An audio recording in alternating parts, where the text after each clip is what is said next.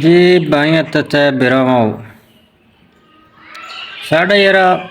घर घर रहा वा पौंदा न काम ही इस किस्म का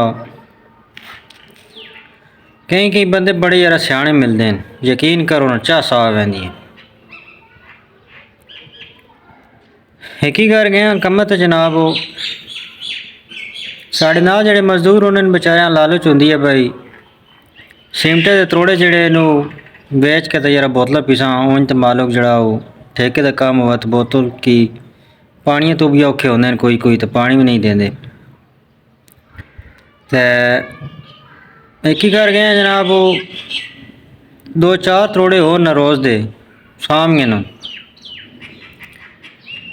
एक मजदूर आ मेरे बड़ा पुराना जहा मंगवाल बेचारा फौत हो गया।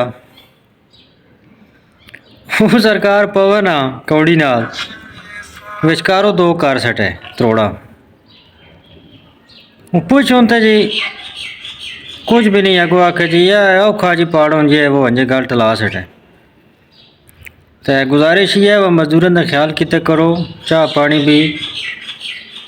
तो ये गल्लां सारियां माँ पास तो ना करें अलहमदुलिल्लाह साढ़ा बहुत निज़ाम अच्छा चलिया सान बंदा बंदा जानदा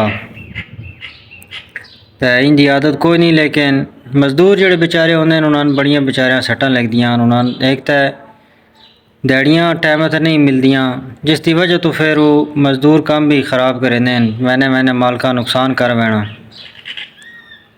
नुकसान पहुँचाने तो गलती मालका नहीं होंगी असल जड़ी वजह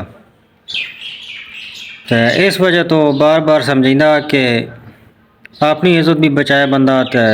दूए बंदे की भी इज्जत रखे तो दूए बंदा भी बात इज्जत रखेंदा। इस वास्ते काम करो जिस विच इज्जत बने।